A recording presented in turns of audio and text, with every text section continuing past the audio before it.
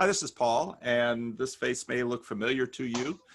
This is Jesse, and we had our first talk was about Job. We've had a talk about Peter Rollins. Peter Rollins.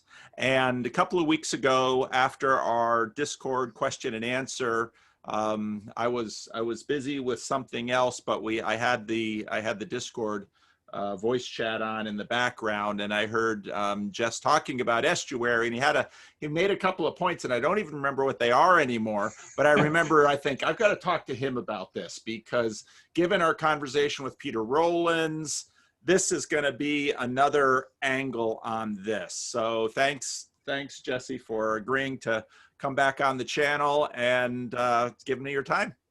Thanks Paul. I mean, I appreciate it a lot. I've been following closely with what you've been doing with the Estuary stuff, and I've been kind of a lurker on the Discord, and commenting every now and then. But it's been a source of like encouragement and a space for me to think about stuff. So, yeah, everything. It's been so positive in my life that just being able to talk about more what this could be is exciting.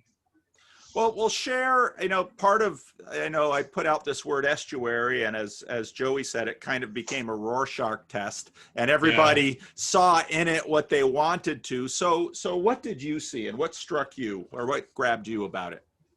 Well, a lot of it has already been said, just sort of the space that's in between.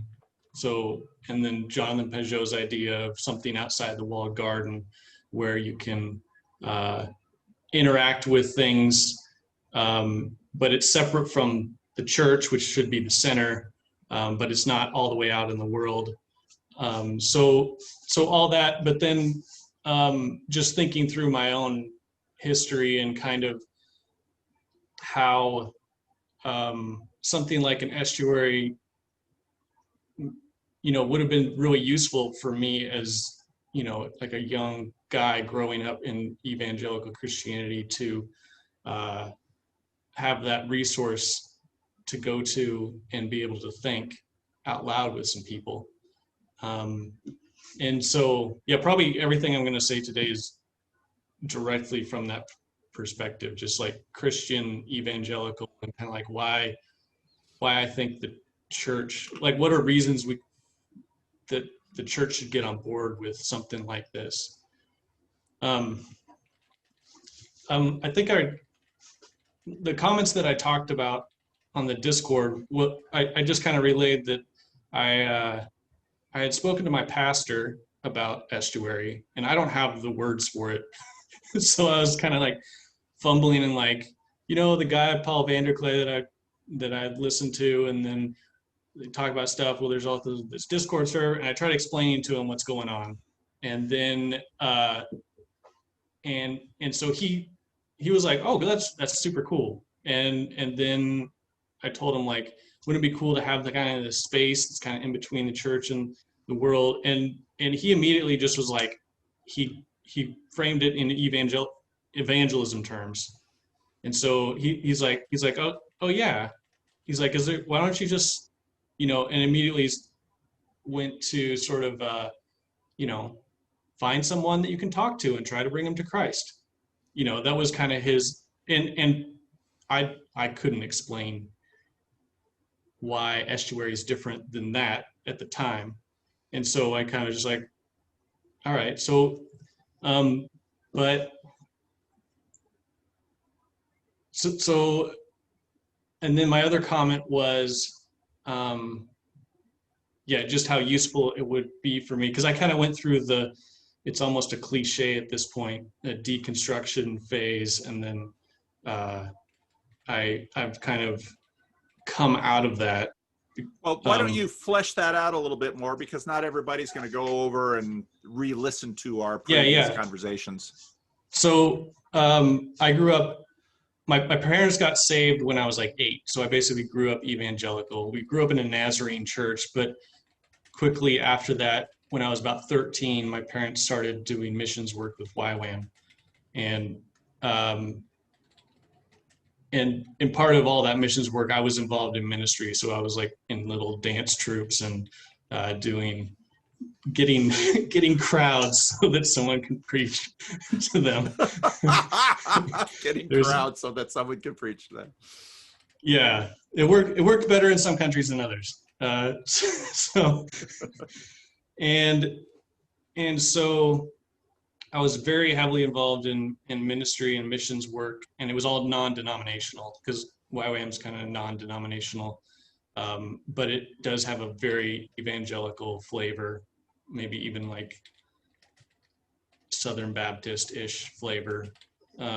It depends though. It can get kind of charismatic. YWAM is such a loosely affiliated organization that there's everything from cults to very conservative.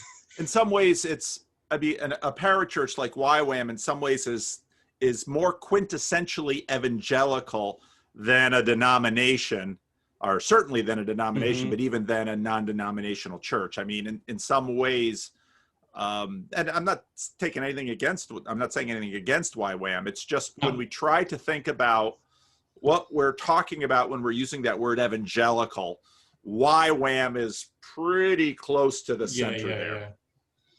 Yeah, so it's a lot of Bible-centered, Spirit-led, kind of active Christian ministry.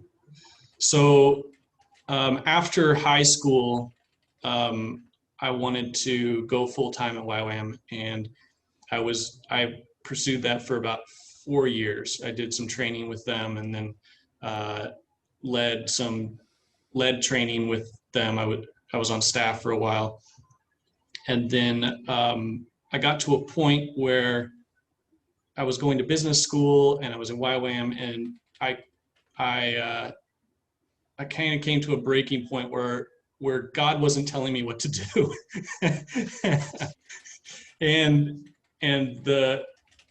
So in like some fervent seeking, he kind of released me to follow.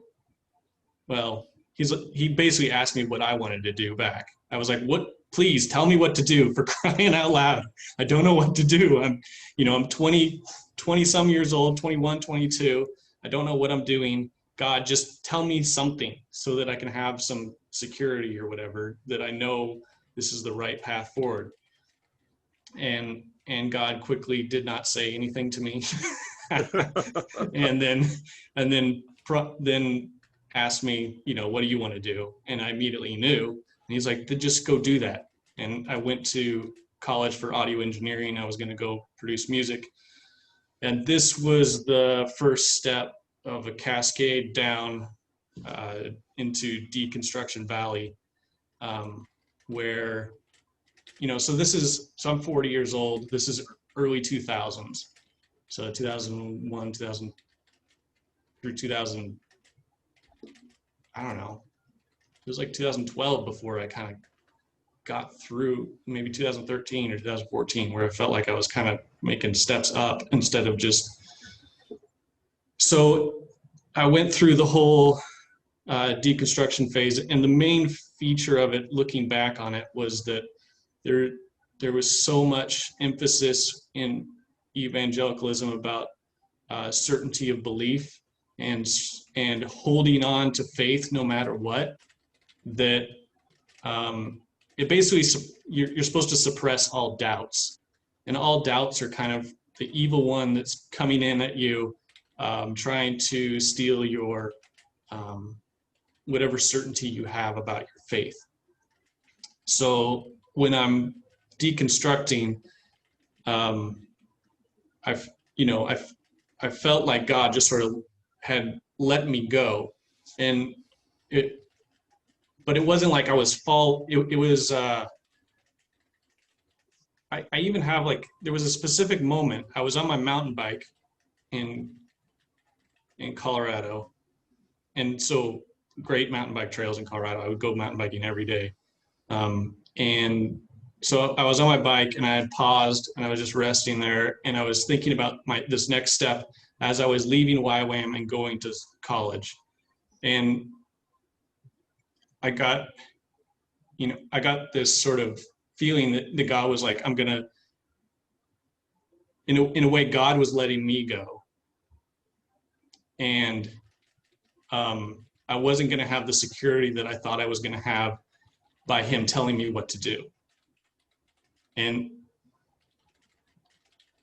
I was thinking about this a while ago, and the symbolism of me being on my bike is because, like, what does a dad do with their kid on the bike? Eventually, the dad lets go, and the kid is supposed. So that was my moment when God kind of like let me go. So, but this immediately went into all sorts of. So I just followed the postmodern stuff that was going on. Online spaces were just starting to open up. There was, MySpace and some forums and whatnot. And so, yeah, just lots of thinking and chatting with people and typing stuff out, and found Peter Rollins. And at the bottom of Deconstruction Valley, I kind of think of Peter Rollins as like the ferryman that got me across the marshlands so I didn't sink and die. because he's still Christian. Well, he's a theist of some kind. So I never let go. I basically kind of held on to just God, and everything else could go if it needed to. So, and a lot of it did. So, 2005, I get married. 2006, I have a son. 2011, I have another son. 2009, I had another son, in 2011. So I got 3 boys. So all through, as my family's growing up, I'm trying to figure something out. And all this is internal, like outside. I'm going to church. My wife is Christian, and we just kept going to church. And so I was having to deal with all these issues in basically online spaces. There wasn't a whole lot of people face-to-face that I could talk with. Although I did have a couple friends that every now and then a deep conversation would come up with, but it was nothing on a regular basis.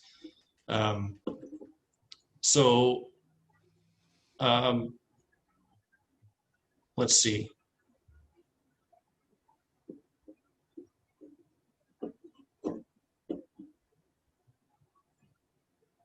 So I've kind of let go of everything but God, or God's let go of me somehow. The things that are like in the front of my mind is basically just these divided world concepts like religion and science. Like, I don't know what to do about that. Rollins isn't even talking about it. And this is like, so I'm like trying to figure out, I'm like, didn't like what the creationist guys were doing, God bless them.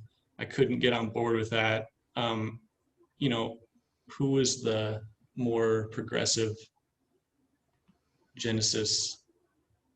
I forget, but Peter Enns. What's the organization that there was an organization, BioLogos or something? Oh, BioLogos, yeah, that's actually from my tribe. It's Calvin College. Oh, nice. So I was trying to get into that, those things, and I was trying to bridge that divide, and then also this is right when social justice is getting stirred up, the whole thing, and social justice it was a part of the conversation since I was a teenager, in the late 90s, because as a cross-cultural missionary, we were so aware in our neck of YWAM that we didn't want to bring Western culture to these people. We wanted to bring Christ. Right. And and this may have actually precipitated my deconstruction, because then I'm like, do I even understand my culture? And That's so a like, hugely important point that I haven't heard enough people make, because in my missionary experience, again, this is that perspective on, you know, these different waves of missionary, these different missionary waves. And so kind of a post-mortem to 19th century classical missionary is that, well, boy, they sure imported a whole bunch of culture in with the gospel. And so now when we do it at the end of the 20th century, we're going to be very careful, and we're just going to give them the gospel, but not the culture. And in a lot of ways, that idea is fairly deeply set in the DNA of neo-evangelicalism too, because it wants to say, here in the United States, you had this patchwork of immigrant communities, many of which came from Europe and had, you know, gospel church traditions that came with Roman Catholic, Protestant, so on and so forth. Then you had some Native American Christianities, such as Jehovah's Witnesses, LDS. Those are really Native American Christianities because they spring up in America. It's separate from Native American religions, which are pre-Columbus. But I think that when as people are working through the social justice conversation within the realm of evangelicalism, that point that you made is not sufficiently thought through, because a lot of this comes out of a greater attentiveness to culture and missionary efforts. So I just wanted to mark that. Yeah, that was really that was really good. And a lot of what was kind of considered cutting edge in YWAM world was this kind of thinking, like that we needed to like when you go over, you learn language, but not only that, you need to learn their culture, and you need to, you know, adopt some of their ways that make sense, you know, with, you know, and this is like, you have to be discerning and you have to be wise about it. And, you know, because you don't want to adopt some sort of demon worship. And then, you know, and this is the balancing act that, you know, while I was in ministry, that people were talking about. And the YWAM base in Colorado Springs is targeted towards the 1040 window. So it's North Africa and South Asia. And it's, you know, unreached peoples that have never heard of Jesus. So they're training people to go specifically to people who have no idea even about Western culture sometimes, and then try to present the gospel to them. Yep. And usually it involves, just language learning and culture learning and all that stuff. And then, and I met quite a few like crazy characters. Like when I was in India, there was this YWAM guy, and he felt called to minister to the Hindu holy men who basically live in the temple, and they wear robes, and they I guess they just get food from offerings and stuff, so they don't have jobs or anything, and they're very ascetic, and they'll do strange practices to try to show devotion or ascend or what, you know, I don't understand that.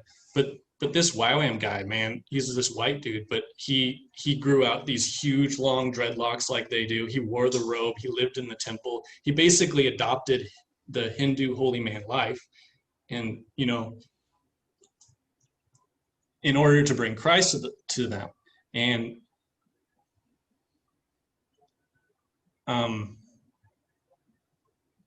and I just remember that like I felt so, you know, I felt so divorced from my own culture. And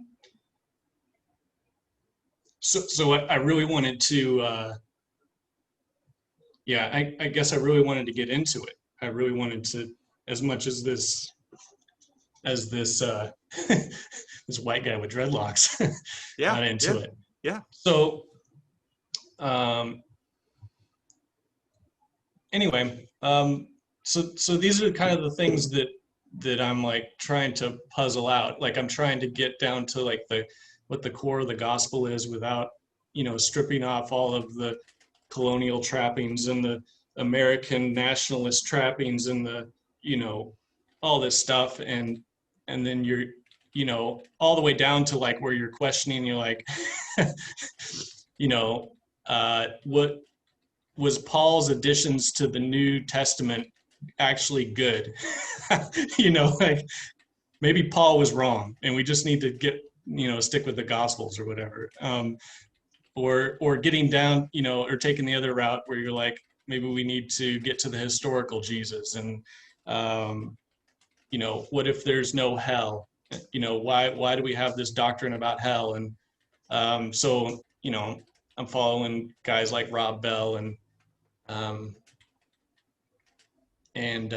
yeah, just kind of going down the path where the liturgists went, but I never really went. As the liturgist started taking off, I was kind of like starting to check out because I couldn't take any more deconstruction. So yeah, so at the bottom of Deconstruction Valley, Peter Rollins ferries me across. And then I have to find something. So, you know, it was a few years before I ran into Peterson. And then Peterson was the one that melded the scientific and religious, put together, like, you know, I think I said this before in our other talk, was that like, you know, I had two worlds in my head, and he's like, it's the same thing. You know, and thanks to you and Jonathan Pajot, like, you know, so then I started following you because, you know, Peterson's good, but you were like breaking it down into a Christian framework that I actually knew about, that I grew up with. So, and then I'm, you know, I'm an animator and just like very visually oriented. So Pajot has been super helpful, just trying to, you know, establish what the proper view is. And, you know, with the benefit of hindsight, I was deconstructing some sort of Christian materialism.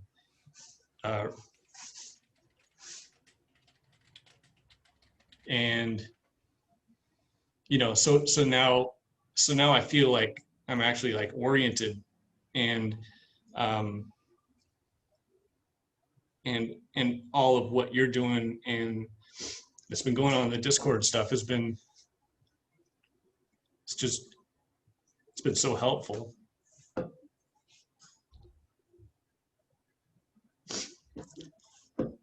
And so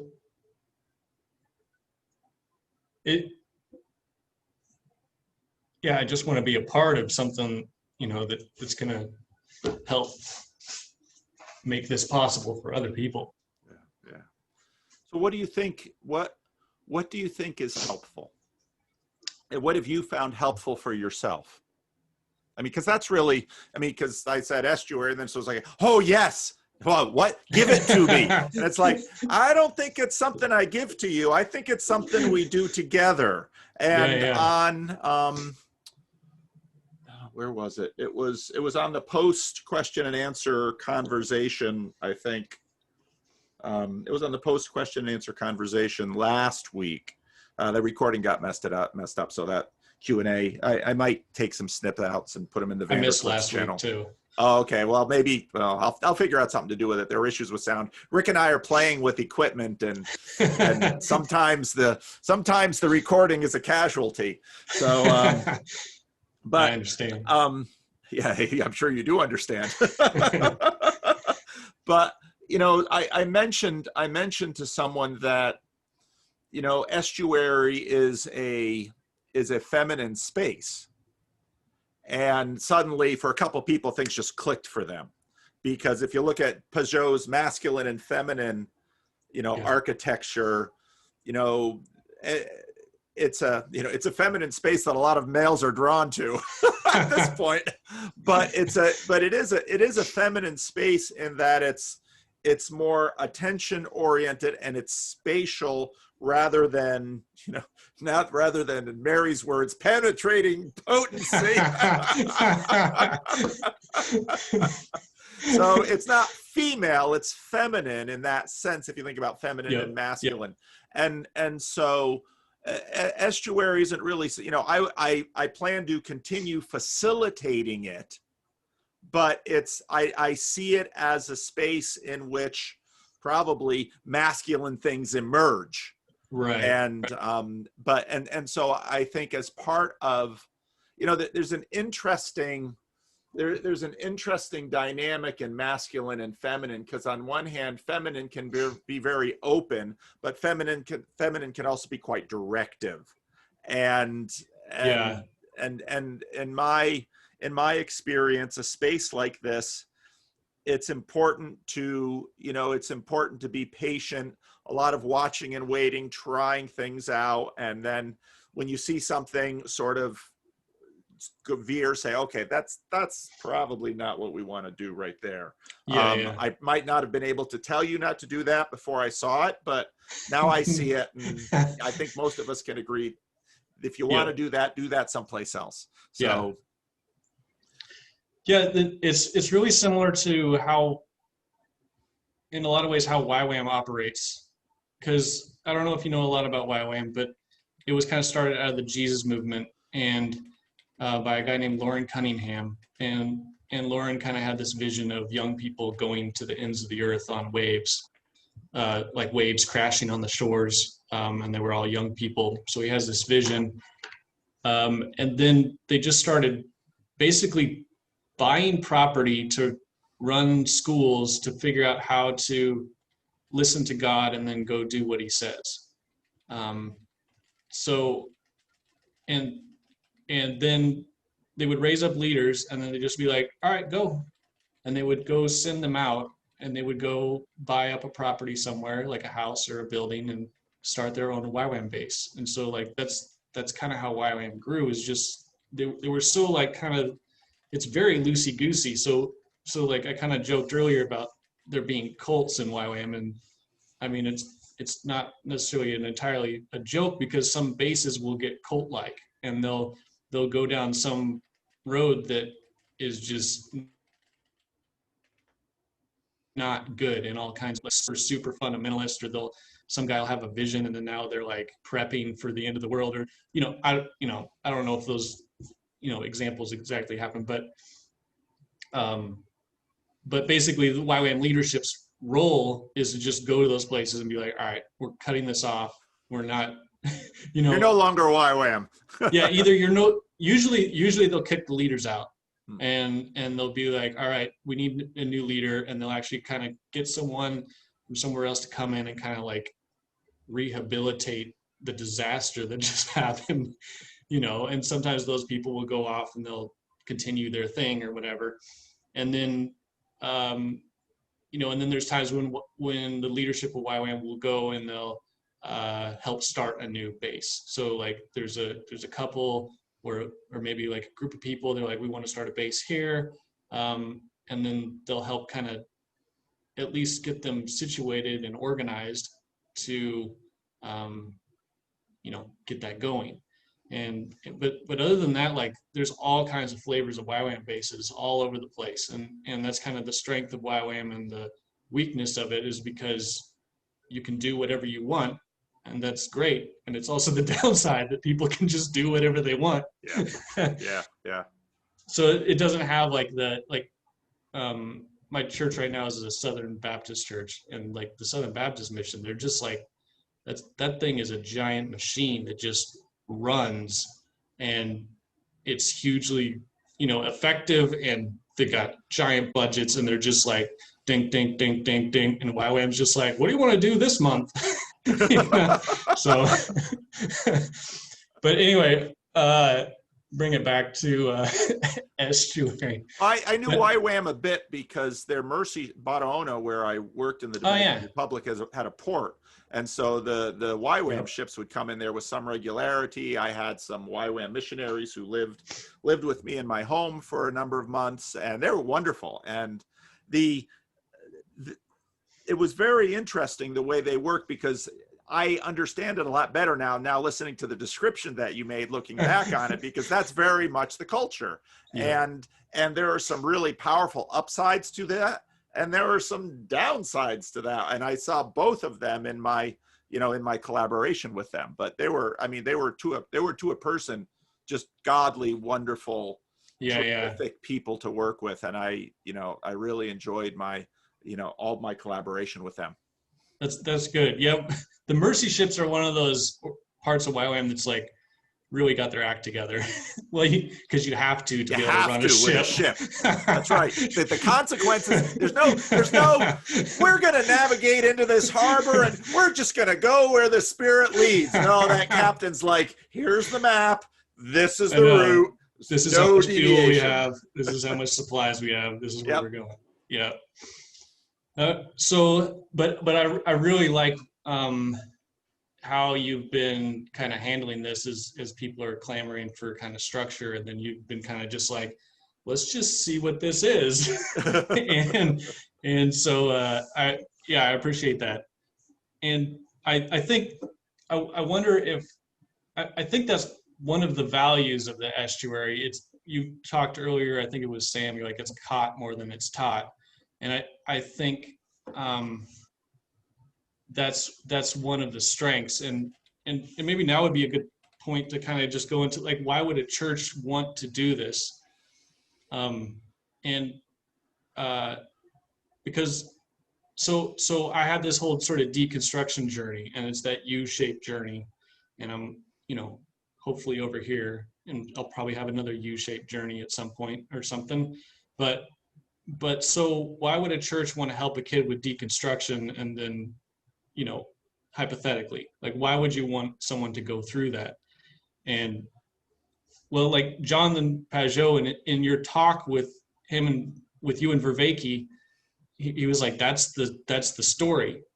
That's the breakdown of meaning is the story.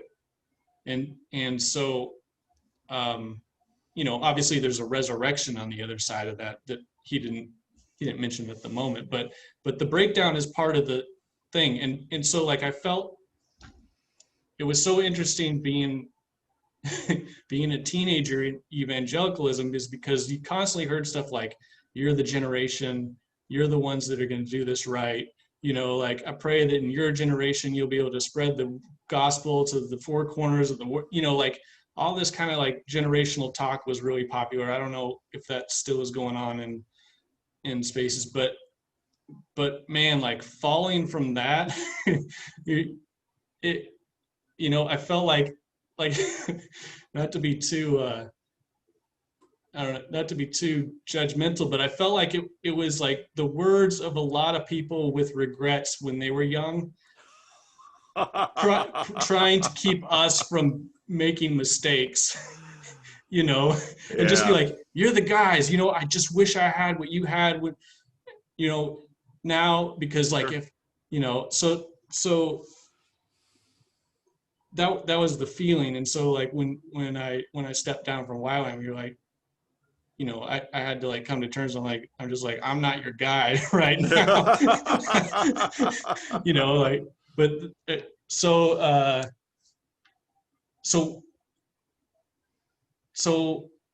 yeah, there was the need for the church to kind of keep kids just like, don't fall down here. But that was not helpful, because when the inevitable started to happen, there was no space for me. But I found space. So there was Rollins, and there was some Facebook group, kind of like this postmodern Christianity Facebook, or not Facebook, it was MySpace back then, postmodern Christianity, and like just trying to explore these ideas with other people. It would have been really nice to be able to have, and then so like the U-shaped journey is inevitable. That's the story. That's the one everyone's gonna make. And I have some notes on this, because, well, like like with your talks so far with like John Van Donk and Sam, and then even with like talking with Vervaeke, like what are we doing? It's like Vervaeke had that dialogos thing, like we're building something, we're sense making, John Van Donk says. I think that's the upward journey, and we're taking for granted that everyone's already plummeted thanks to postmodernism. But there's going to be people that are coming along that haven't taken the postmodern dump yet, or whatever new new journey is going to infect the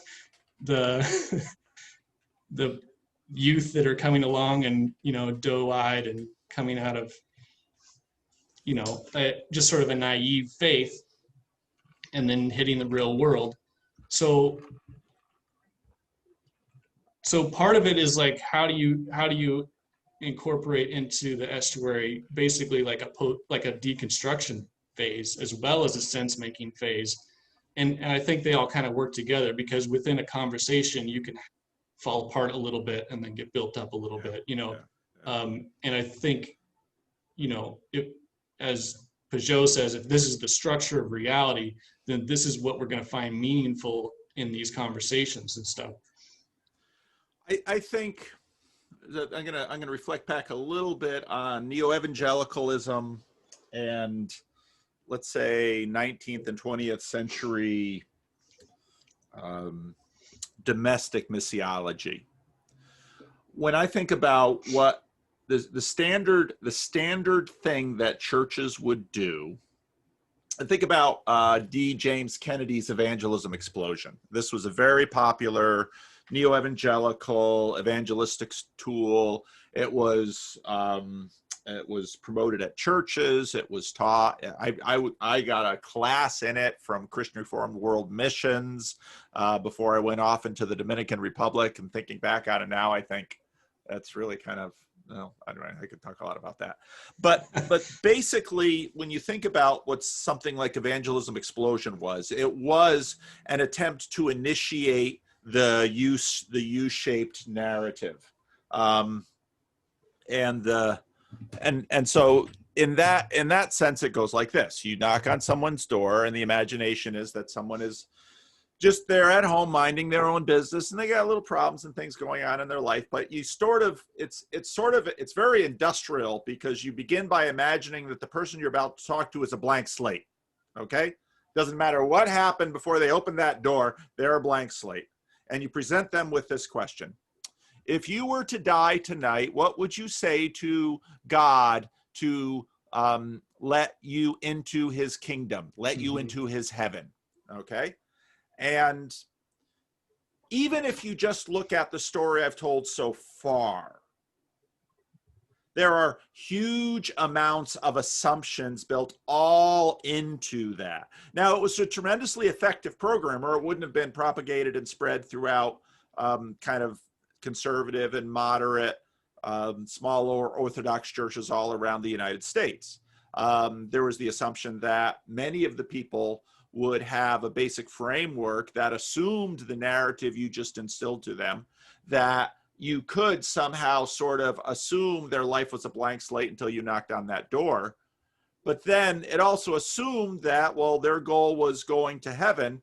And then what you did with that question in a very crafty way was to trigger a little bit of existential angst and doubt that now you're building on an older implicit narrative, pretty much the remnants of medieval Roman Catholicism and Protestant narratives, where, well, the truth is that you're probably hell-bound, and your narratives, well, I'm a good person, well, there's been enough Christianity in the culture that won't satisfy. It's interesting today, because now we're building a new narrative that basically says your white flesh and your consumeristic environmental ways are destroying the earth, and why are you polluting the world with your whiteness, bigot?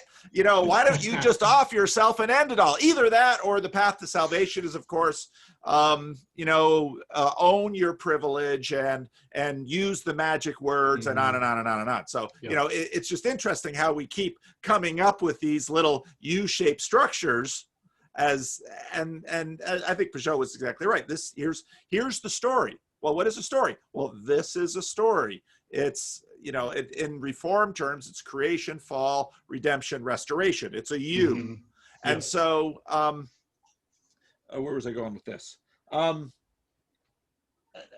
Now, all of those assumptions beneath that U changed, but that U was the dominant salvation narrative within WASPy Western, especially American Protestantism, that, and this was the way in many ways that you could trigger someone to now begin to do a bunch of often very healthy things in their life, because they would begin to get their house in order. They would begin to, now suddenly this whole framework of Christian moral assumption came to bear on this person. You first told them that Jesus was going to save you, you know, by the virtue of his sacrifice. And now, well, that's where the narrative gets funny in terms of, well, is this something that, are you now sort of earning your way to heaven, or is this ingratitude, so on and so forth. So you can see the U-shaped structure, but what happens is that all of the assumptions that evangelism explosion assumed to be there have crumbled and gone. And you knock on the door and you say something like that, and there's still a percentage of the population out there that remains there, but many of them, that whole framework is so completely deconstructed that it simply has no purchase on them. So now so then what happened often in Christian churches, you can see this, for example, in Jonathan Edwards' Sinners in the Hands of an Angry God. You initiate an existential U-shaped passage by first convincing them of the danger of hell. Once you've convinced them of the danger of hell, now you offer them the solution to the danger of hell. And this, you know, someone might cynically say, well, that's just the path of modern advertising. And I would say modern advertising actually is a redux of this. Is computing too hard? Apple. I know. Are iPhones too expensive? Android. You know, it's problem solution. Yeah, it's where they start black and white, and the woman's like struggling with the, you know, she's like fumbling with a banana split, and like, why can't I make a banana split? And then here's the Popeil banana split maker. 3 easy steps. And so you're exactly right. You have this U-shaped structure. Now, I have never found it terrifically efficacious to, number one, assume a blank slate, which is why I like to begin with a conversation and actually hear where the person is at, because they've been living for decades before we meet, and they have a conceptualization and a framework of exactly what the story of their life is. And actually, if I want to talk to them, I should listen and then be able to use, you know, imagine myself sort of in the story and be able then to come into their world and become an effective conversation partner within their world. So that's one value. Another value is I both don't find it terribly kind nor terribly helpful to, generally speaking, do the deconstruction for people, because it's gonna come. And they ain't gonna like it. So my position is much more, I'm gonna wait until they're deconstructing and then I'm going to talk to them, because otherwise there's enough people around me deconstructing at any given time that, in fact, as a pastor, you know, the phone rings and someone's deconstructing on they've jumped into their U-shaped structure already, and it's, you know, I got plenty of U's to deal with in many ways.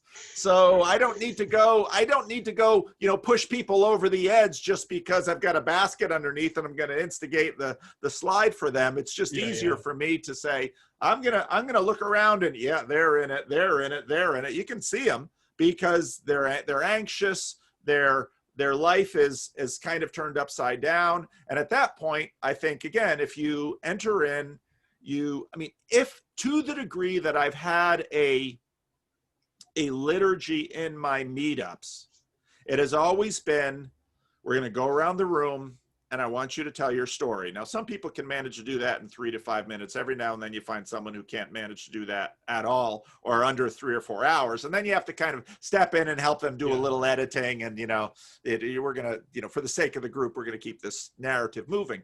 But if you actually begin with the people's stories, in the long run, you're going to be quite a bit more effective, because otherwise, you know what you really need, Jesse? You need the Pope Peel banana split maker. And I know your whole life up until now has been meaningless without this banana split maker. And somebody's gonna say, I don't even like banana splits. I don't eat ice cream. There's too many carbs. I only eat meat. So in terms of the values I bring to this conversation, and the things that I haven't necessarily described what I do most of the time, because people are, generally speaking, very interested in themselves. And if there's if there's something you can sort of begin to rely on, it's tell me about you. People are usually quite happy to tell if there's a situation of trust. I mean, if it's hello, this is the Apple Virus Center and we've detected that isn't going to go anywhere. So and so that's, in many ways, if you ask, okay, what is Estuary? Well, Paul Vanderklay has talked about it. Well, it's sort of grown out of the meetups. Well, what has Paul done with the meetups? It's all of these pastoral skills where get the people talking, listen to them, care for them, love them. And to me, and that goes over to I was at a church meeting last night, and, someone sort of asked me, because evangelicalism has sort of taken this word evangelism in a certain way, and they've defined it as, well, initiate the U-shaped structure, get them to pray the sinner's prayer, which is sort of the redemption movement there, to get them out. And evangelicalism, in a very modernist, mechanistic sense, often will be like, I got 5 people to pray the sinner's prayer today. I brought 5 souls to Christ. And it's like, oh, okay. But as a pastor, you recognize that, well, someone can go to the crusade and someone can walk down the aisle, and you wind up meeting people who've done it 5 or 6 times. And you say, I don't know if we're all doing the thing that we say we're doing right here with this thing right now. Why don't we treat them as a living human being? Why don't we imagine that their life on earth are probably between birth and death? And why don't we kind of do what Jesus says in terms of loving them? And actually, if you're coming from a Christian position, that Christianity is going to impact and mold your definition of love. And we're always recalibrating that as we go. But the basic call, the good news, which is what, of course, the word evangelism is built on, is, well, what is the good news? Well, the good news is the resurrection of Jesus Christ. Well, why is that good news? And when I hear a lot of people say, well, even if you can get me to, for a minute, buy that Jesus walked out of that grave, what does that have to do with whatever's precipitating my U-shaped structure today? So, and that's actually the job of a pastor, is to help the person steward their story, to understand,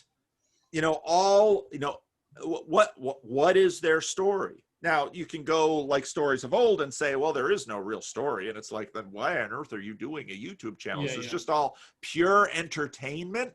Or is, in fact, does your life have purpose and a point and meaningful? And I, one of the beauties of Peterson was that Peterson saw early on that nihilism, people can't live that way. You might, in your scientific brain, say, well, that's the truth. It's like, all right, well, you go live that. And people have been pointing that out for centuries, but, modernism and sort of the scientific frame has been so dominant that there's been enough internal reinforcement that's like, yeah, we're totally meaningless. And I'm going to get out there and I'm going to tell everyone how meaningless it is. It's like, oh, okay, well, it sounds like a meaningful enterprise to me, but hey, you want to go for it? You go ahead.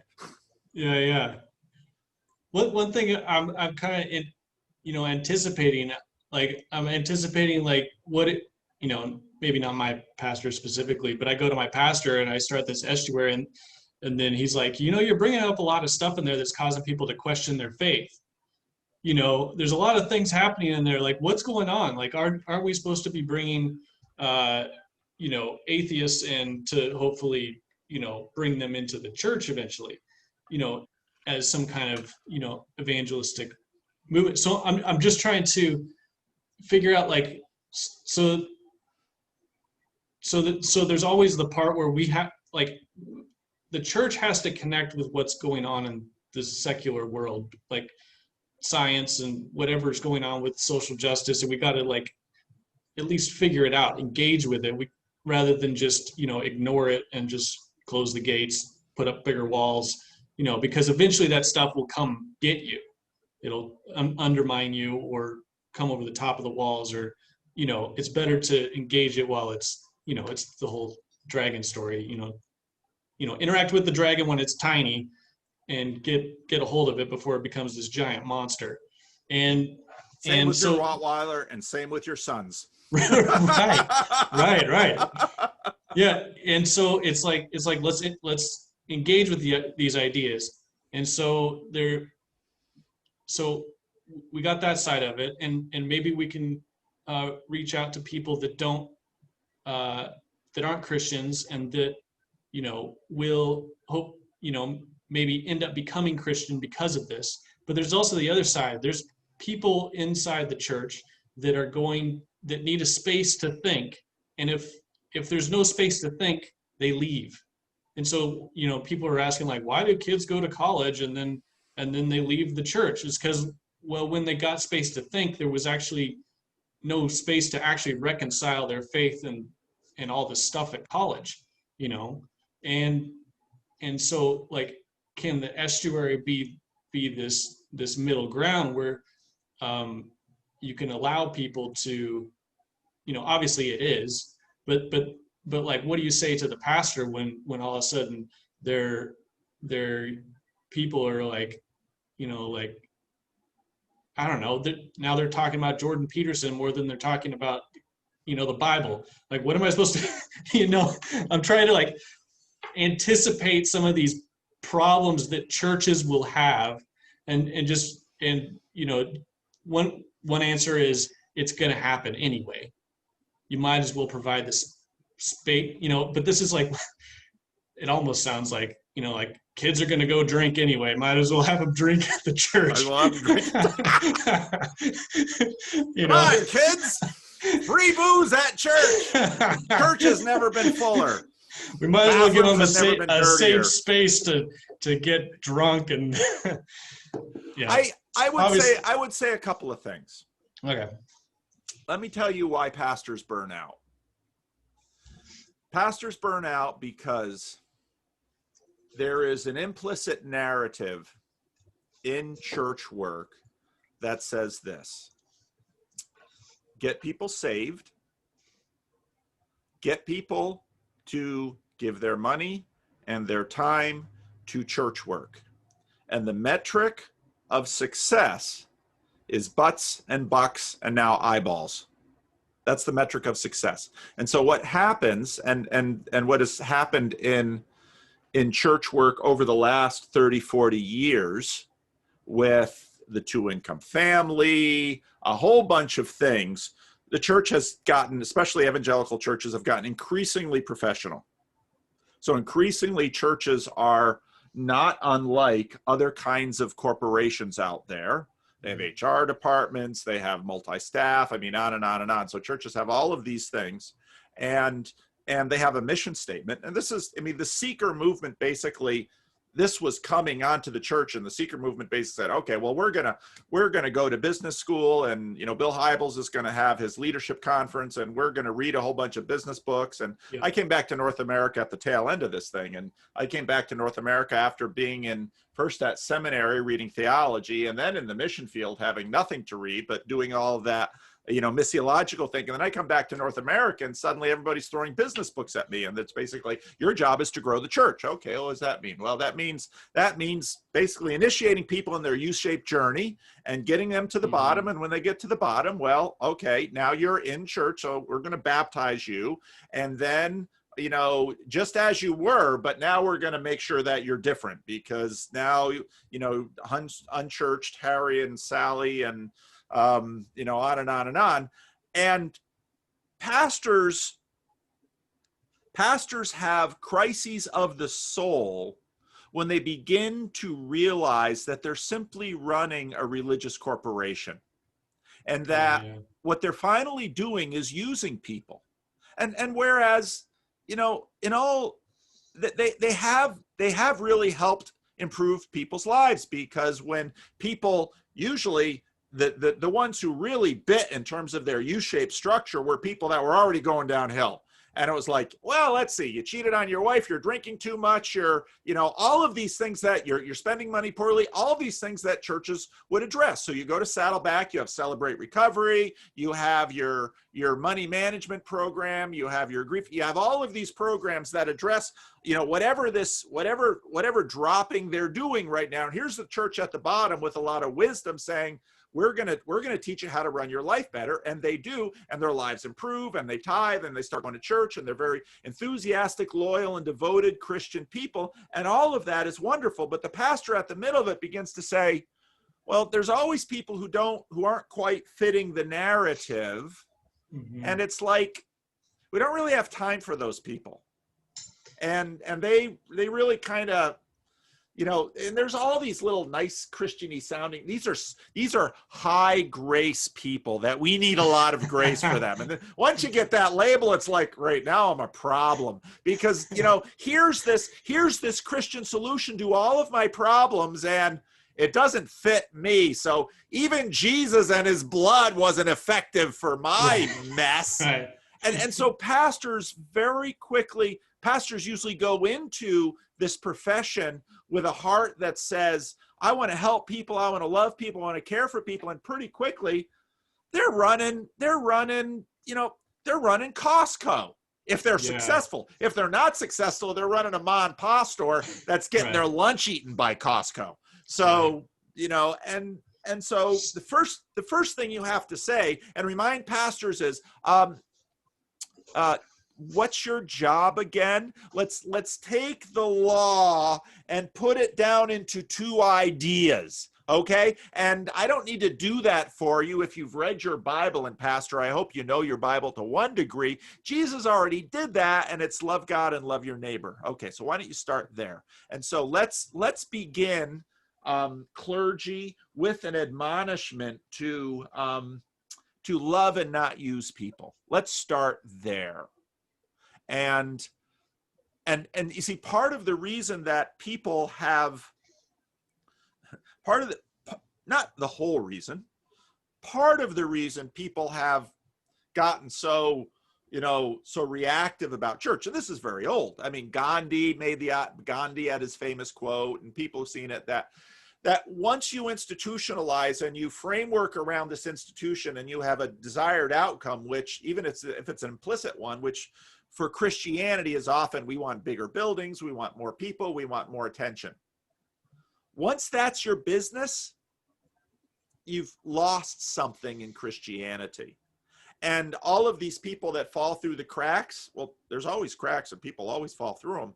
But suddenly what happens is that, well, your program doesn't really work for all of these people. So, and so, okay. And I would point to your story and say, number one, the pressures on the people in your church are there. And a certain number of your people are deconstructing. The pressures and, all of this mental stuff that people don't necessarily manage the symbolism of it, but they feel it and they respond to it. This drop in youth coming back to church, that the answer to this isn't do it louder. That's not the answer. And so, pastor, these are people that Christ has called you to love. Start loving them. And well, that's, I'll be the first to admit that's a far more complex thing than, and when I say love them, I don't mean just be nice. Okay. Right. To be kind, but loving and nice are by no means the same thing. Okay. So you're going to have to work that out, pastor. And the thing is, for the most part, pastors are already having to do this anyway, unless they're so crass and so mercenary and so focused on some outcome that once someone is no longer useful to them, they simply drop them and no longer have time or attention for them. And yeah. But there's plenty of stories of that, and it's like, okay, well, then you got some things in your soul. So I think churches should do this. And what do I mean by this? I mean, again, what do I mean by this? I mean, listen to people, pay attention to people. To the degree that you have time and space in your life, try to love them or create structures of love, because that's, in my opinion, that's what the church is. Now, again, if you have a Christian framework, that love is going to have a certain shape. And that's often the grist of the conversation. But in any relationship, that's the grist of the conversation, even in a marriage relationship, because the charge usually of, you haven't been loving me well. Well, that's probably true, but let's talk about the details of that. Because if you loved me, you'd do this. Oh, okay. But now there's a lot built into that love question, because and people play those games on me all the time. Someone's sleeping in the parking lot, or they're smoking a joint right outside. Pastor, if you loved me, you'd let me keep smoking my crack pipe right outside your church. Oh, that's your definition of love. I see. I don't know that I agree with that definition of love. So we've got propositional truths to talk about. We got worldview tools to talk about. We've got worldview narratives to talk about. All that stuff is built in. But to the pastor, I'd say, what's at the core of your faith?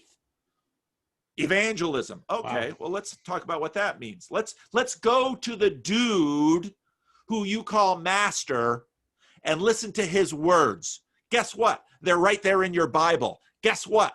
Let's go right to the core of it. Love God and love your neighbor as yourself. Let's start there and see where we can go. Oh, you like first principles? There's our first principles. We're going to build from there. And anything in your church that in some way isn't connected with that first principle, well, maybe that should be the purpose statement towards which your organization pursues.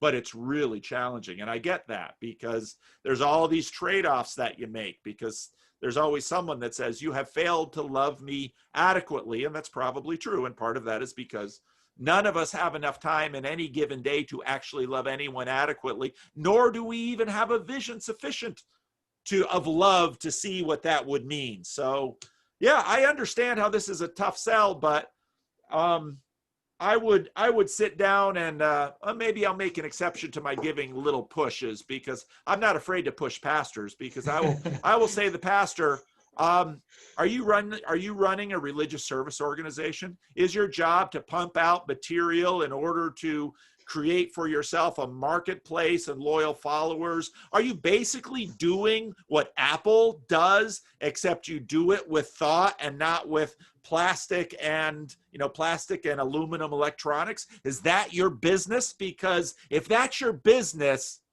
when I look at Jesus, that didn't seem to be what he was doing. And if he is the prototype, if he is the master, if we are the disciples, then, we look at him and we follow him. And well, a lot of pastors want to sort of backtrack from there, because, well, look where he wound up. He's on a cross. and the pastors will say, well, if I do this, my board will crucify me. Well, it says a lot about your board, but it also says something about you and Jesus. So if you're not willing to be crucified, his gig probably isn't for you. But if his gig isn't for you, stop using his name. So that's what I tell pastors. So maybe I'll make a clip of that and you can share it with your pastor. But I think I think a lot of people out there say, yeah, a pastor won't go for that. But I don't believe that, because I know that there are cynical pastors out there. But cynics, like racists, are as much made as born.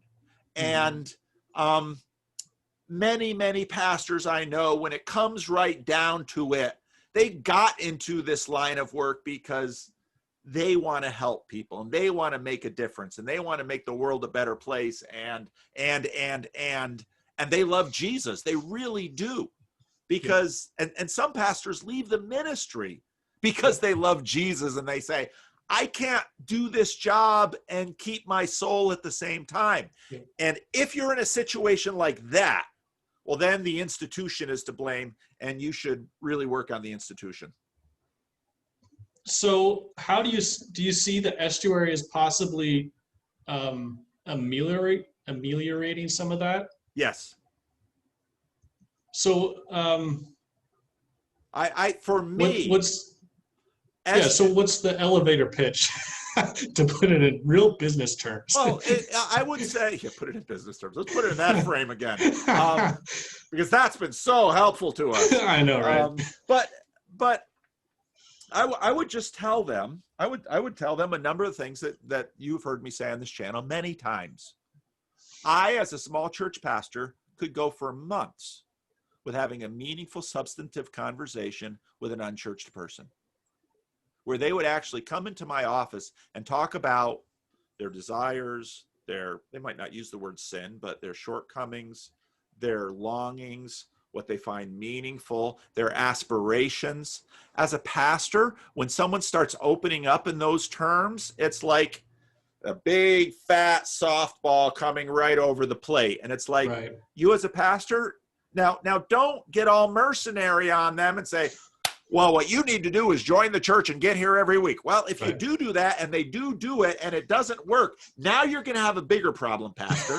So let's be a little bit humble about our program and spend a little bit of time listening and spend a lot of time loving and caring, and bit by bit, see what we can do. And again, part of my value is saying to churches, because churches get very mercenary and pragmatic in this, well, the point of this program is to bring a lot of people in. And I'd say, no, the point of this program is to love people well. And I believe, because I'm a Christian minister, and I don't just go to this place because they pay me. I went to church long before anybody paid me to go to church. And quite frankly, going to church is often more fun when I'm not getting paid to do it, because I can just enjoy it then as a civilian. But to love people well, and I believe in the gospel, and I believe in Christianity, and I believe this is the shape of the universe, and I believe truth endures, and I believe water runs downhill. So I believe if you love people well, in time, you're going to move them closer and closer and closer to Jesus Christ. Now, I'm also a Calvinist, and what does that mean? I believe I can't redeem people myself.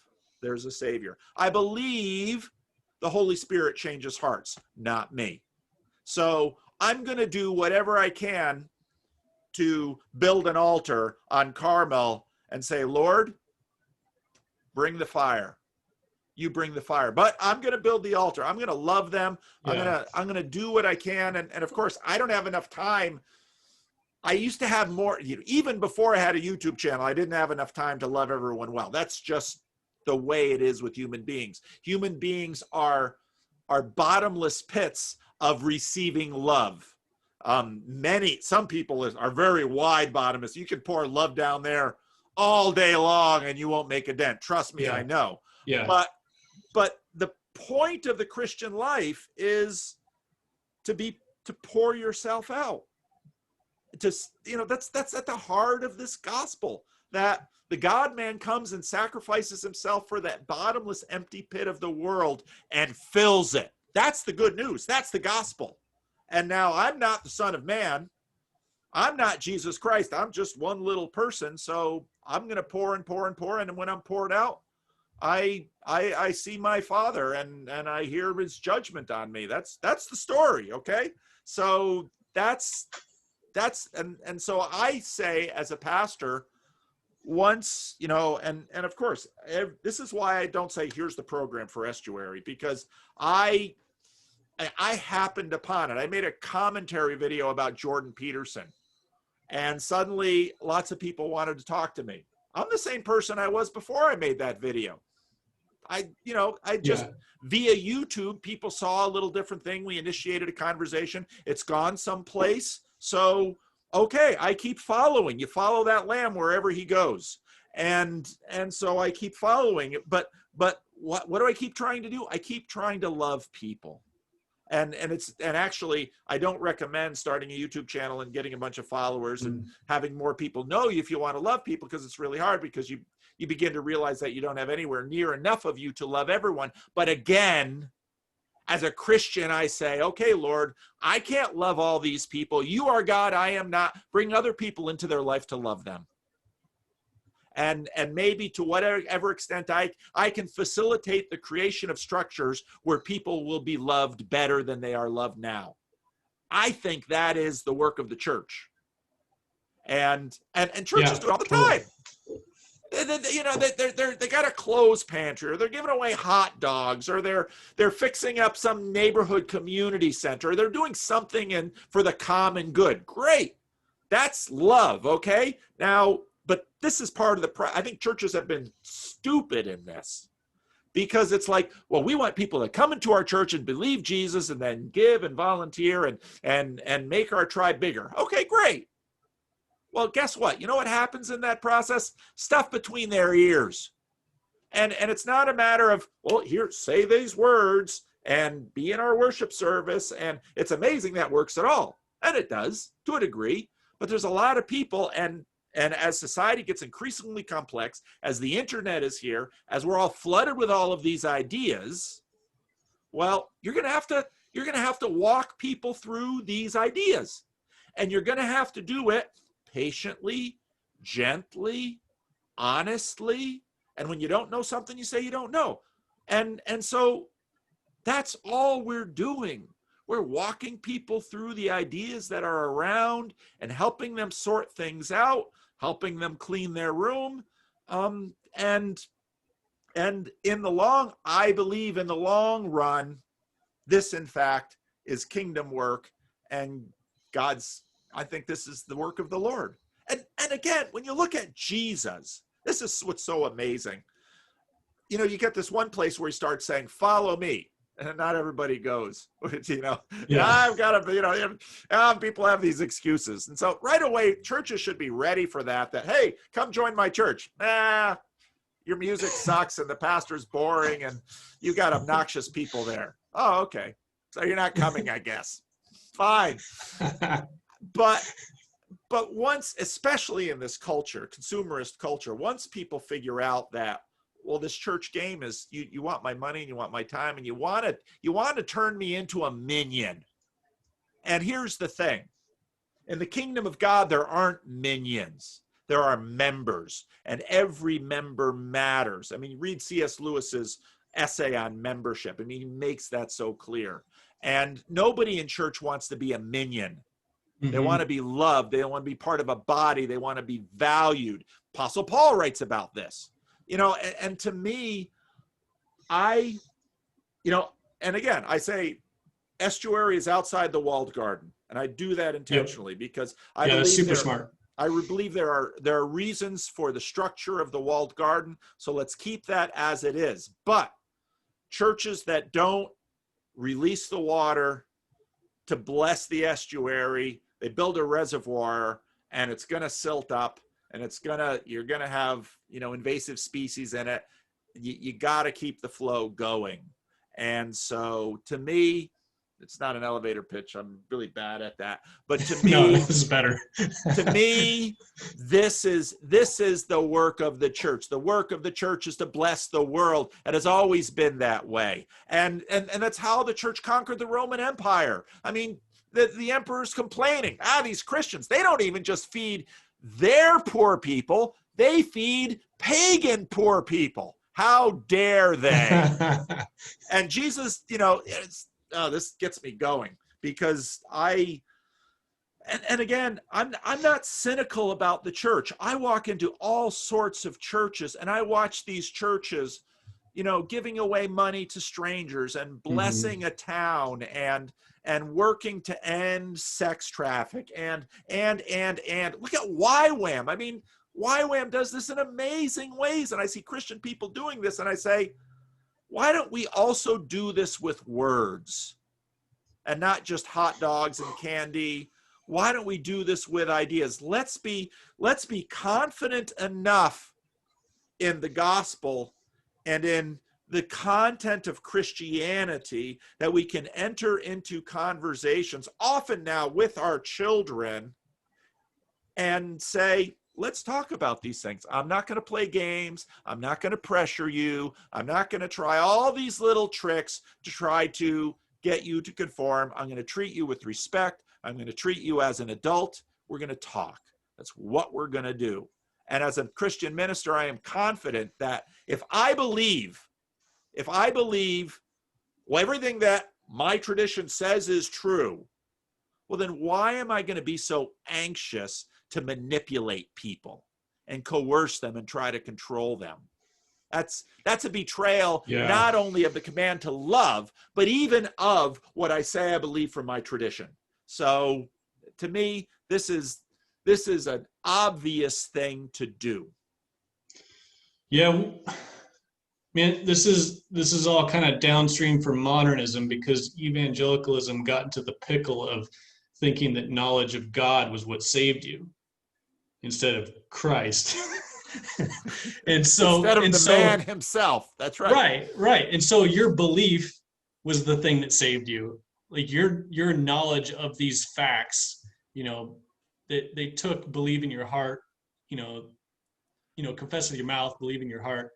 They took that as a epistemology statement, which it is, but it's also on other levels too. And so as far as like, well, we built the dam up to stop. Yeah, there was a dam built up because we had to protect that knowledge, or we had to protect it from getting infested with the salt water. And so, you saw this. That's exactly what the creationists did. They just basically said, no, foundationally evolution is wrong, and we're going to come up with a different materialistic solution to Genesis. That's right. And instead of actually, because if they actually engaged with the ideas in evolution, then maybe we could have had someone like Jordan Peterson sooner, that actually like, oh, religion emerges from evolution. Now what are you going to do? That whole thing that kind of broke that open, these ideas. But I still kind of feel like, at least I haven't asked the people in my church directly about this, and maybe that's what I'm going to do next. But there's still this idea in evangelicalism that you got to protect that belief from getting infected by the world. And so, you engage in apologetics and all these sort of defensive measures to stop. When you get in a conversation, you're only supposed to get into conversations that you kind of have a roadmap for. Whether you're but that's such a no. I don't believe you're saying that, but I know you're exactly right. But that's what people think. That's such because they're trying to protect this belief, because the belief saves me. Right. That's such a position of fear and fragility. Dare I use the word? Well, the thing is like, so we would have. You're exactly right. because they have to maintain this psychological state, because if they lose that psychological state, because that's what saves them, is that psychological state. Now, I hate to play this card, but there's, in a sense, part of the Calvinist Arminian conversation, because part of what the Calvinists said is that state doesn't save you. Yeah. It's Jesus that saves you, not that state. Yep. Because, and you're exactly right, because once that state saves you, well, now you're in all kinds of trouble. You're in all kinds of trouble. And at least the Calvinist position, which I believe is the historic position of the church, you'll find, and I don't want to get too far down that road, but the idea is that finally and fundamentally, the thesis statement of the book of Jonah, salvation belongs to the Lord. Mm-hmm. Finally, it is, I am saved by Christ through faith. This is not a work by myself, lest any man should boast. Gosh, I wish someone had written that down maybe 2,000 years ago. Who would know? But this is the idea. Now, the question then that comes up, which is that the Arminians, well, what about agency? And I think there's a reason that the Calvinist-Arminian feud happened at a particular point in the philosophical development of Europe and deism, but that's all for other videos. But you're exactly right. Once this psychological state is the thing that saves you, now suddenly you have to build up a wall, and this is what we have to preserve. So don't let the kids lose that. But the thing is, just as you demonstrated in your own, you can't look at someone and say, they got that going. So you read the signs in their life and say, well, are they still going to church every week? But the thing is, well, you can go to church every week, and if you're a fairly conscientious person, and you've got enough familial pressure, you'll maintain that. Yep. But what's been happening in the church over the last 7,500 years is all of those pressure mechanisms that small, often ethnic communities like the Christian Reformed Church could reliably maintain, that's been broken down. And so, and in fact, denominations like my own, they took down the walls after World War II. And they tried to put up new walls. Now we're going to put it around the evangelicals, now the Bible-believing churches. So, but yeah, you're right. I mean, the goal was to keep this thing going, and because if you lose this thing, oh, now we're lost. But again, back to my tradition, this doesn't save you. Right. Well, I think people, like, if I talk to them about it, they're like, oh yeah, I know that, but they act like it does. And so you're stuck in this, because so, this is, 20 years ago when this happened, but I can't imagine that it's so foreign today, but you would get training from some sort of evangelist expert would come in and talk to you and teach you how to do like street evangelism or whatever. And the idea is that you would have enough audibles that you could push it to your end goal. You always knew the end goal, and then you knew how to do these paths. So if they brought up this, you could do that. And they were always like very extroverted, very charismatic. They had, just good looking, like, helps. They probably some of these guys were not good looking, but then they would also have this like database of just like memorized arguments. And this is where like why I mentioned apologetics is because they would have all the lines of the apologetics, like they quote C.S. Lewis and all this stuff to be able to steer this toward their end goal. And this is not what's happening in the Estuary. The Estuary is, Vervaeke talks about it really good. When he talks about dialogos, we're engaged in a process where something's going to happen, and we basically trust the process. And as a Christian, I know that this is Christ that is enabling this process to happen.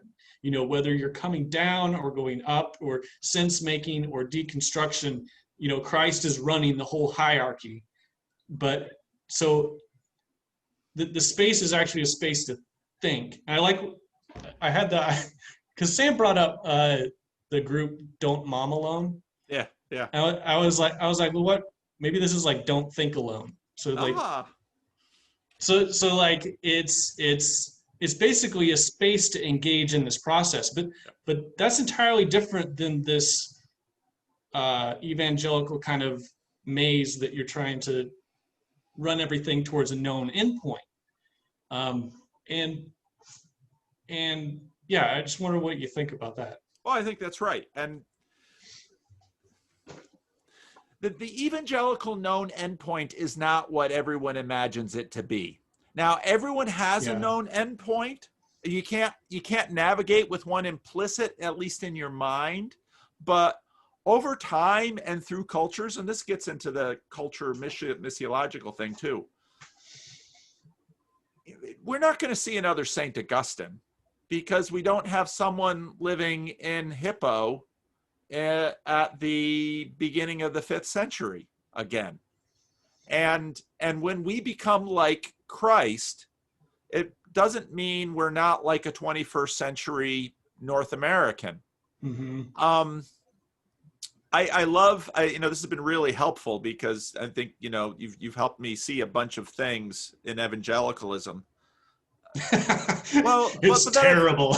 No, it isn't. Kidding. No, that's right. And it isn't because, and this is something that, because gosh, I have met when there are horrible people in churches. Yeah, but there are some gems there too. And there's some gems outside the church. I've met real gems outside the church, but in terms of, I believe in the power of church to help people live transformed lives. I am by no means a skeptic of the church. In fact, I'm probably, people will complain about my optimism for too many different kinds of churches to make improvements in people's lives, because then we play these little tribal games with our tiny little denominations and things. But I'm just going to go back to where you're at. I think you formulated it well, and you're right that, if the goal, and again, now we have these little other goals that have crept into Christianity and the church in our context. The goal is to keep the thing going. The goal is to, okay, well, what is this thing? Well, this is, we can't, since we can't look in their heads, are you doing your daily quiet time? Yes. Are you attending church regularly? Yes. Do you have a small group? Yes. Are you committing adultery? No. Are you tithing into the church? Yes. And so we have all this little checklist, and but then something happens, and we got to get back to this. And so then what churches become are these. I had one good friend of mine once say, well, the job of the church is to deploy an experience, to basically, didn't use these words, but to basically deploy a reproducible experience. And it is just exactly this. So we're going to have the praise and worship, and that's going to, the music's going to be great. And so I'm going to get into that. I'm going to get into that space where I'm loving Jesus and I'm believing everything and I'm feeling it. And the music is there, and we've got thousands of people with me. And hey, I love that space as much as everybody. If I'm feeling down, boy, I put on the music and I get into that space. And it's like, I love that space, but this space does not save me. Right. And the reason I know that is because what happens when I lose my marbles, when I get to be 80 years old and dementia kicks in and I can't remember where I put my keys. And I can't generate the space anymore. Well, now I've lost my salvation. No. Right. And we know this. We know this. So let's stop playing this game. And so can the estuary? All right. So for the people that have this going on, the estuary is going to be a deconstructive experience for them, because they're going to try to maintain this. Yes. And That's why, and in a lot of ways, if this is working for people, I'm not going to bother them. Yeah, let them be, whatever. I'm not going to bother them. They're they're following the Lord, they're faithful to the Yeah. church, they've got joy in their faith. I'm not going to bother them. But Yeah. I see everybody else walking out saying, I can't do this anymore. Or it starts to get a little wobbly and you're yeah, like, that's right. it's off balance. It's like, That's right. I need to balance this up. I can't balance it up. You're like, no, you got to let it go. Or they just get lost in this all the time, and it's like a drug. And I don't, they don't do anything else in terms of their faith, and they're a horrible human being, but they're sure doing this. And it's like, man, I won't use other words for that, but and so the Christian life is, yeah, there's this in the Christian life. Absolutely. It's wonderful. But we all go down the hole sometime. and you can't, and I love how your story in many ways relates this so much, because well, I should pull that book. It was by Jim Scopp, is a retired professor of English at Dordt College in Iowa, and he wrote a tiny little biography of Mother Teresa. It's just a little book. And he asked me, I've only done blurbs for 2 or 3 books in the world. So this is one of the few books I've done a blurb for. And the core of his biography of Mother Teresa is that she didn't have any of this. She thought God had abandoned her. She thought, I mean, if she had gone to a good psychologist, he would say, well, we're going to get you on some drugs because you're depressed. You're depressed. And so what does she do when she's depressed? She goes to one of the poorest places in the world and helps the bottom rung of people. And I probably deeply psychologically somewhere that made her feel better, because she's like, if I think I have it bad, look at this schmo. His family's abandoned them and he's dying on the street. And the best we can hope for is to put him under someplace and give him food and water until he expires. Right. I mean, you got to be pretty low to have that be the only thing lower. And that makes you feel good. But she didn't have any of this. And yet she was faithful and endured and, and say, hey, so the Christian life isn't this. When you got this, praise God for it. Just like money. When you got money, be thankful to God for it and be generous with your money. That's the point, because love is what's at the center here. Love is what's at the center here.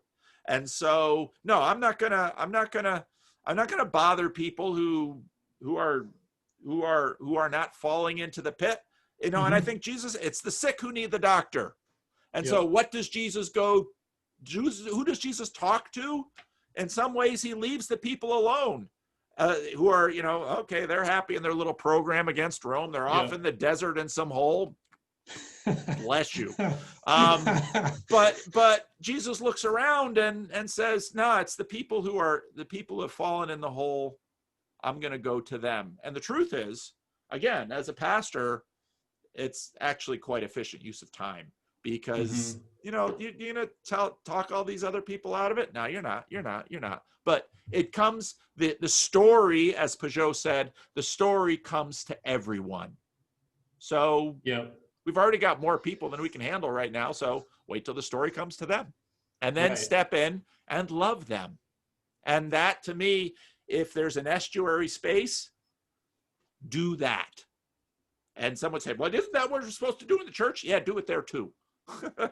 But you don't have to fuss.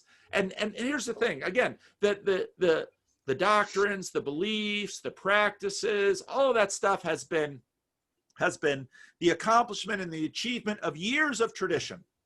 Not my job to knock that down. Okay. Here we're outside the space. All right. Because you're supposed to love people everywhere you're at, not just in the church. So step out of the church and love the people here too. Yeah, that's really good. Coming to mind is the story of the rich young ruler when he comes to Jesus and he says, I've done all these things, what do I still lack? And Jesus says, well, sell everything you have and then come give it to the poor and come follow me. And that is a successful Christian deconstruction, because he basically said, like, if you have a few $1 million, you have this, I imagine he was coming to Jesus and he's like, let me be your patron. Let me be someone that can support your ministry. I believe in what you're doing. All my resources are yours. And he basically says, no, what you have to do is you have to give it all to the poor. So the power that this wealth enables him, when you give it to the poor, it disappears. You give $1 million, $1,000 to 1,000 people, and $1 million is just gone, and no one is better off. They got $1,000 extra that month or whatever, and in 6 months they're in the same spot they were. And so his wealth, the power of his wealth is gone. Then Jesus says, just come follow me. He's not even going to be a disciple. He's going to be one of the crowd that follows Christ around the countryside and listen to his teaching. He's basically saying, this is my game. I am playing this game. And if you're wondering about eternal life, learn to play this game. Because that's what I'm doing. I'm dying and I'm going to rise again. And so just as much as like deconstruction is inevitable, I'm trying to formulate how resurrection is inevitable, because it's inevitable somehow. Because that's like what C.S. Lewis talks about in like when Aslan knew the deeper magic, that there's a deeper magic afoot that the witch didn't know about. And then that's how he was able, and it always kind of rubbed me the wrong way that C.S. Lewis did that. I was like, oh, he just wrote in deep magic into the, but I think he was Cheater. getting to the, C.S. Lewis cheated every now and then. Like the end of The Great Divorce, he wakes up, he was dreaming. It's like, oh, Lewis, why didn't Tolkien and the Inkling say, no dreams, no dreams. But I can appreciate Lewis's idea that there's something inevitable about resurrection. Like if you go down, you'll come back up. And so just like, and so there's something where if you're trying to keep this afloat, you're not believing in that what goes down comes up and comes up more glorious. Exactly. You're believing that if I just maintain until Jesus comes and pulls me up, or whatever the story is, you have to engage this process. Yes. And so, yeah, so I see a lot of people in the Discord and Estuary type spaces that are at the bottom. But as this moves to churches, I imagine we're going to have people up here that got this going on, or some form of this, that are needing to I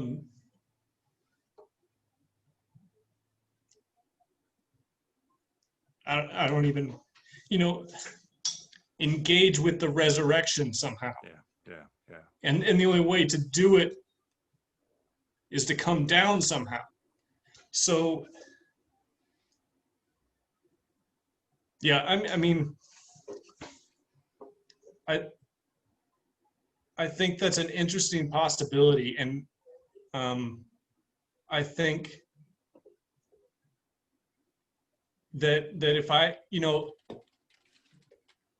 you can find spaces on like that online. I think there's plenty of spaces online where you could find that, but there's barely any in person. Yeah, because it's really messy. And what's terrifying to us when they see someone, and this is part of the reason churches really try to keep this and then exile people who drop down the hole, is because it's terrifying for us, because we look at someone and we think that could happen to me, and I don't want to be at the bottom, and I got to protect my thing. That's right. I want to stay here. Please let me stay here. And I think that's built into the Lord's Prayer. Keep us from temptation. Keep us from, because this is the time of testing. Yep. And right in the Lord's Prayer, we're given free sanction. Go ahead and pray to God to stay in your happy place. That's an absolutely legitimate prayer. There's nothing wrong with that prayer. But what did Jesus do? He comes down to earth. He goes down into the day of the Lord, all the way to the bottom. Yep. And the the grand miracle that C.S. Lewis, you can find it in C.S. Lewis Doodle, you can find it in his book Miracles. I mean, he goes down all the way, and nothing can be raised that has not first died. And so that is, in fact, you know, it's the hero's journey. The monomyth is sort of a version of it, and it's deeply meaningful. And the truth is, in the age of decay, we're all going to go down, you know. And part of my, so yesterday, a friend of mine, I got news yesterday that a friend of mine died. He was a little younger than I am. He was he worked for Habitat in the Dominican Republic with me. He was an artist. He, you know, we had a little cohort in the DR of expats who lived in this tiny little town. And boy, in a context like that, you become very close because, you know, we all have, you know, and so, you know, he died, and sudden heart attack. I don't know exactly why, but I think similar to my sister who died a couple of years ago that way. Yep.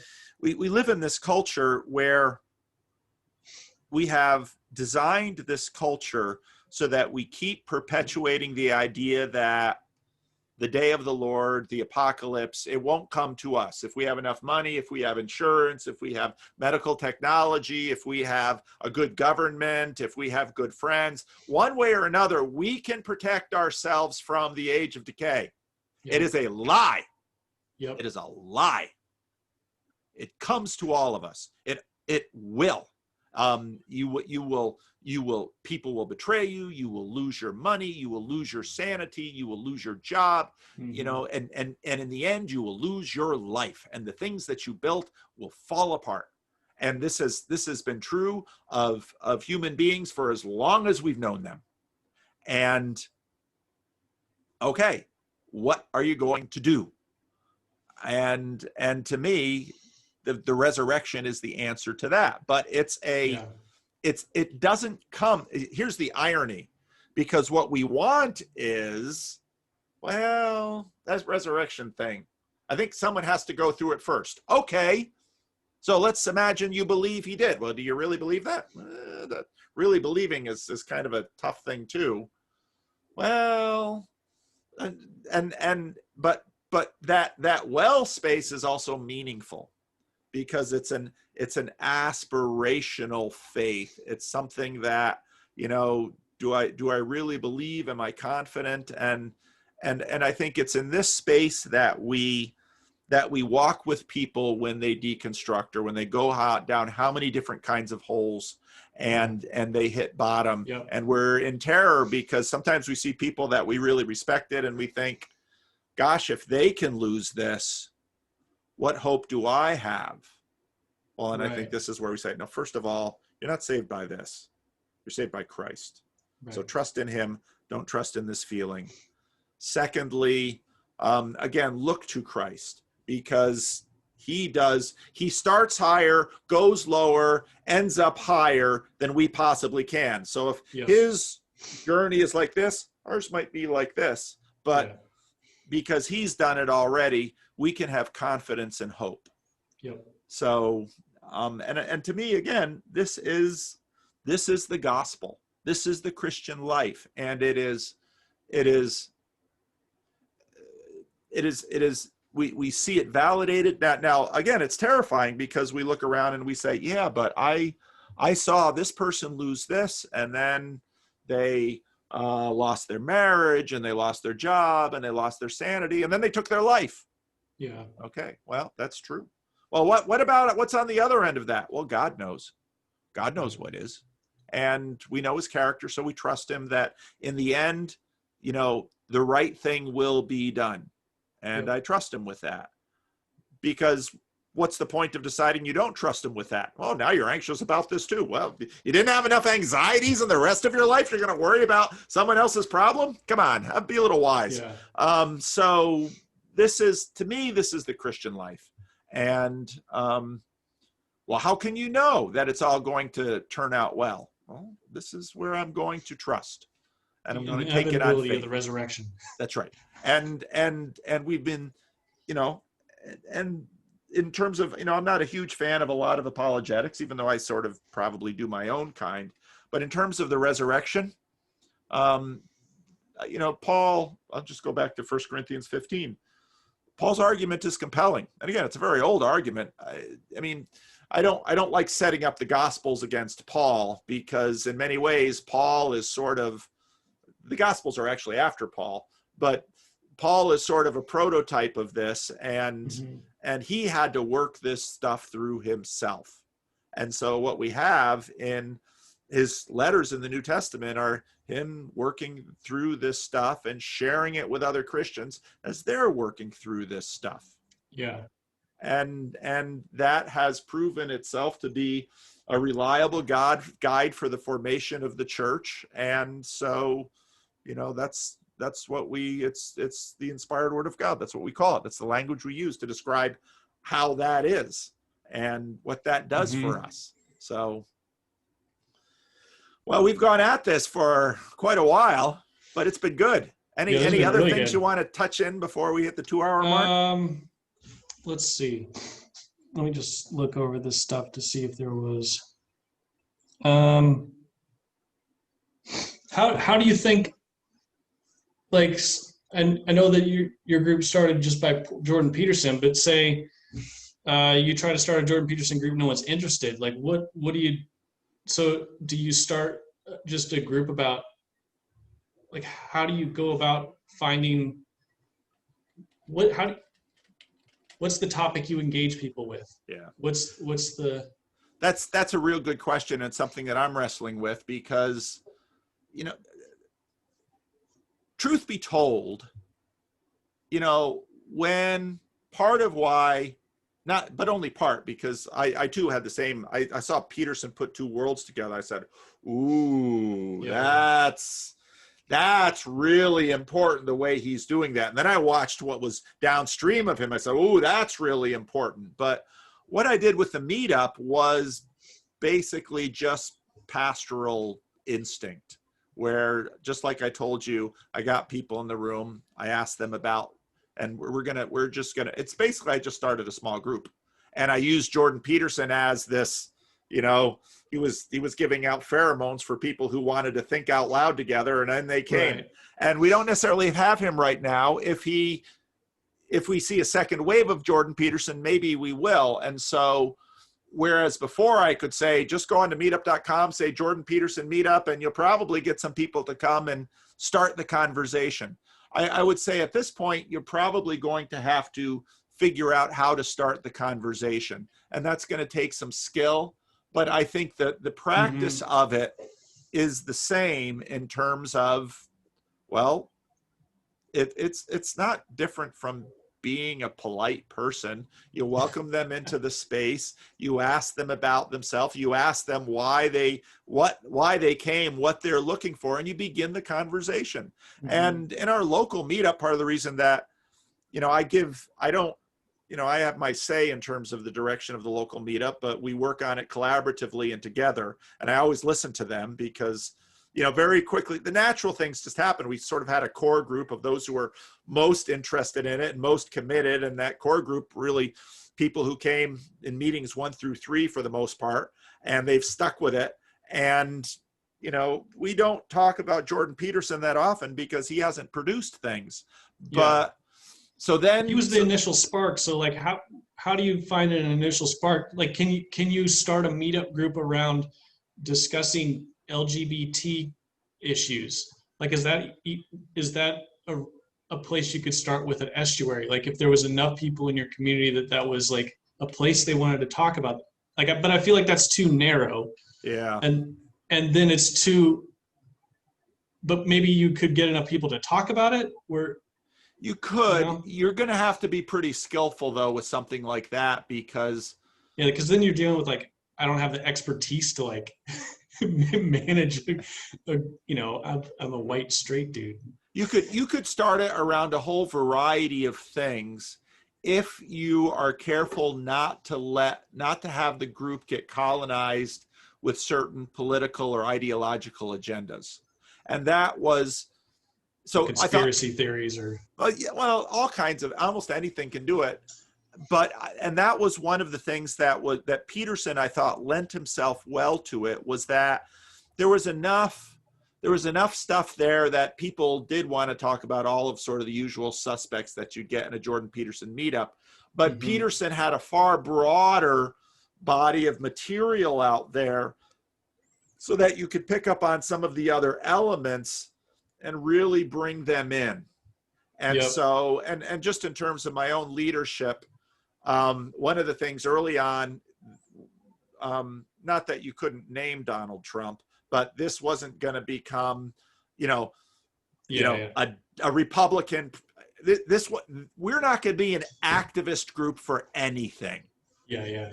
That's part of the issue. We're not going to become an activist group for anything. We're going to have open, honest conversation, and everybody's going to have their politics. Everybody's going to have their take on sexuality. Everybody's going to have their religious take, just because people have ideas about those things. So we're not going to be allergic to those when someone comes up and says, I think Donald Trump is blank, for whatever side they were. We're not going to run out of the room screaming or pick up baseball bats and bludgeon them. We're not going to do that. We're not going to be afraid of their ideas. Okay. We're going to listen to them. Okay. They've got an idea. Good. We're still going to listen to them, and we're going to respect them, and we're going to have honest conversation. And we're going to, this is sign of the structure. We're going to develop a culture where, okay, you think Trump is wonderful. You think Trump is the devil. The whole meeting isn't going to be about this. We're going to back you two off and say, okay, you think he's the devil. You think he's wonderful. Congratulations. We'll give you a little badge. So we all know this, but we're not going to let Trump dominate the room, and we're not going to let LGBT issues dominate the room. We're not going to let racism dominate the room. And I'm a pastor. We're not even going to let church stuff dominate the room. We're going to talk, and what's on the mind of the people, we're going to do some processing together. And a lot of people can do this if you've got those skills, and many people have those skills. And again, churches really do have these skills, because people who have worked in church small groups and been successful in working on small groups, it's the same thing. I mean, someone's like, I believe in end times ministry. It's like, all right, he believes in end times ministry. And we know whenever we get anywhere near end times ministry, we're going to hear it out of this guy. Just take it for granted. Don't let that fluster you, and keep moving. And keep it going. And say, okay, you believe in end times ministry. Well, what about this other thing? What do you think about that? Well, I don't know about that. Okay, good. Well, let's talk about that. And so keep it exploratory, keep it dialogues, not monologues. Keep asking people to share, and then encourage respect when someone has shared something vulnerable. Don't jump in too fast to fix things. But there was stuff when I first joined the Discord, like how long people would pause before responding, that I noticed. Like right away, I was like, oh, people are taking a lot longer to respond because they're thinking about stuff. And if someone jumped in and said something real quick, sometimes they would get ignored for the moment. And then the thoughtful response would come, and then maybe they come back. There's like this sort of slower Tai Chi moves going on on the Discord that I noticed like right away that I really appreciated. I was like, oh, no one's trying to like just sort of butt in with their whatever they have to say at the moment. There was, that's where like the caught more than taught. So it's like maybe a slower multiplication process, but it'll have better downstream effects. Right. And you build relationships with one another. And with our local meetup, they've emphasized, doing some things together. So especially a group of guys, we have projects that we do together. If there's someone, some old lady who can't, clean up her backyard, maybe we'll go up and out and do something like that. So, the church has a lot of deferred maintenance around here, and so things like that. So our meetup group basically, the sanctuary floor got worse and worse and worse. It needed to be stripped and waxed, and in past years when the church was younger, the church would do that about every 6 months or a year, because you have to move all the chairs, you have to get the buffer, you have to do that. And church hadn't done it for 7 or 8 years, and the floors were a mess, and it was just kind of eating at people. And so the meetup group came in and we stripped and waxed the floor. And we didn't know what we were doing. So, you know, we had to learn as we went, but we had, you know, and you become friends, you have fun together. It's life on life. And again, in terms of our meetup group, there's only one of us besides me, or besides my son too. There's one new person, as you know, is in church every week and came because of that. Most of them aren't, but you know, that's okay. And I don't put pressure on people. Yeah. Because again, I think part of that, especially with millennials, with the younger generation, older generation, it's like, if you're not putting pressure on me, you don't really love me. Okay, you want pressure? I'll give you pressure. Pressure is easy. But you know, let people work their process and try to be helpful. And that's the culture of it. And if someone runs in too quickly and they sort of become a non-player character, well, now they've become a non-player character, and everybody kind of knows they're a non-player character, and you lose status being a non-player character. Whereas often in church, you gain status being a non-player character. Oh, yeah. And so, you know, and that's where, in many ways, the culture is very much of the internet and of this stuff. But, you know, at the heart of it is love. At the heart of it is love. And it's in that way that it's deeply Christian. And it's that way that any pastor who comes to me and says, boy, you're spending a lot of time with these people and you're really not getting them baptized. And they say, okay. Fair enough. And maybe I'm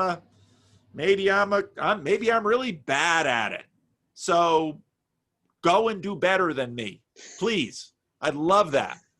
Do better than me. I'd love you to. If you have a better idea, you go and do it.